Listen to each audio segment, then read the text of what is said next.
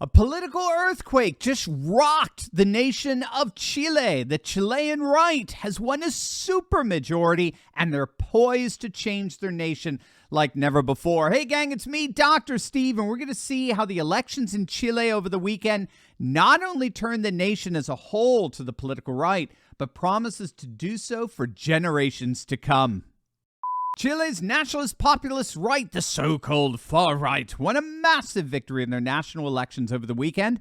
A coalition of right-wing nationalist populist parties have officially won a decisive supermajority in their state assembly. And it gets better. That right-wing supermajority is going to rewrite Chile's constitution. The Chilean Republican Party has secured 22 of their 50 seats, and with the other right-wing parties thrown into the mix, they're now won over 30 of the 50 delegate seats, which is more than enough to pass any constitutional reforms they want. It was a nightmare election for the Chilean left, which came to power a few years back. In fact, things were so bad for the left in this election that one of their parties actually went extinct. The Todo por Chile coalition, which is a coalition of left-wing parties, they didn't even break double digits. I mean, they barely got 9% of the vote, leaving them without a representative on the council. So they're extinct. They're gone from the state assembly. And that was, in many respects, representative of what happened to the political left as a whole the other day. They really have been consigned to total irrelevance when it comes to rewriting the Chilean constitution, which is what the right-wing forces are about to do. Now, the Republicans are led by a firebrand lawyer by the name of Jose Antonio Cast. He's often referred to as the Bolsonaro of Chile.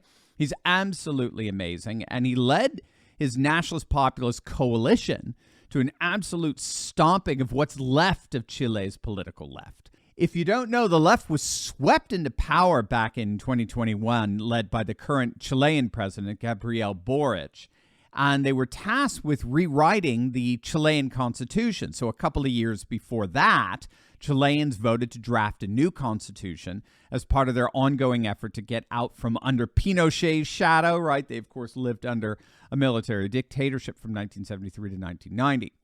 The left wing was swept into power to draft this new constitution. And it was so sad because all you saw were all these left-wing hacks that we refer to as legacy media, celebrating and going crazy over the fact that a far-left progressive majority was going to draft Chile's brand new constitution and turn Chile into the first official woke nation of Latin America.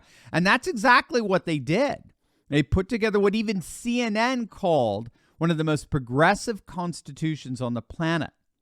But the political Chilean patriots fought back. And how they fought back is a model. It's a roadmap for how the patriot right here in the United States and around the world can effectively fight back against woke leftist liberals. You're going to love this. But first, gang, let's talk about something even more important here, and that's your health. It's more important now than ever, especially in the midst of so much toxicity in our food today. And that's where another Dr. Steve comes in, and that's Dr. Steve Gundry. You may have seen this world-renowned cardiologist featured on Fox News, and he's revealed the various ways in which millions of people nationwide are suffering from poor gut health. We're talking weight gain, fatigue, digestive discomfort, stiff joints, even skin problems. Dr. Gundry explains these signs are often mistaken for normal signs of aging, when in fact they're actually coming from poor gut health, damaged over the years by a hidden compound found in the foods recommended by the government's fraudulent food pyramid. The great news is this could be easily fixed from your own home. It's so simple. You just have to know which foods are actually healthy and which contain this hidden compound. So whatever you do, make sure to click on that link below and check out Dr. Gundry's amazingly informative video on exactly which foods you need to avoid right now to revitalize your health. Click on that link below or go to gutcleanseprotocol.com/Steve.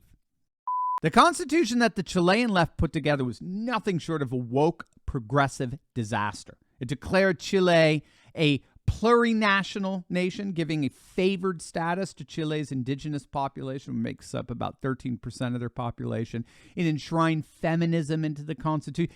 It actually enshrined a law that would require women to hold at least 50% of positions in official institutions. I mean, they basically turned the Chilean constitution into an ode to equity. It was a disaster.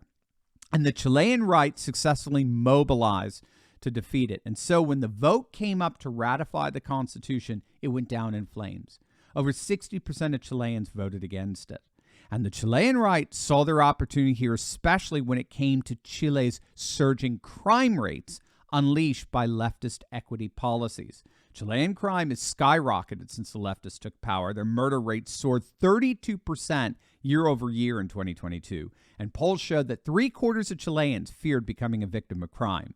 And so the Chilean right stood up as a champion of law and order, especially border control, too, right? Chile actually has a huge problem with illegal immigration. And they promised to rewrite a constitution based on traditional conservative Chilean values, not woke values. And the message resonated big time with voters.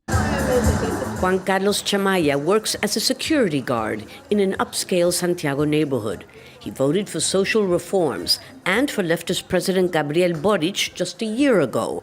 But now he's one of millions of Chileans who've shifted to the far right. The issue of crime's the reason. The Republican Party for a long time has shown it would take a hard-line stance. We elected the left out of sentimentality.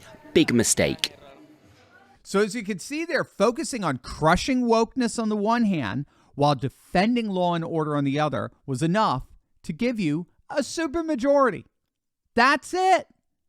Right? Rally most of your nation in opposition to crazy woke leftist values and stand up for restoring law and order so people can once again feel safe. That's the recipe. Do those two things, and maybe patriots here in the States and Canada and around the world will be the next supermajority in the upcoming election. As always, make sure to smack that bell and subscribe button. You'll definitely want to check out my latest video. You will not believe what's happening at the southern border, but ironically, it may end up being the very occasion for the Democrats' demise. You're not going to want to miss this, so make sure to click on that link, and I'll see you over there. God bless.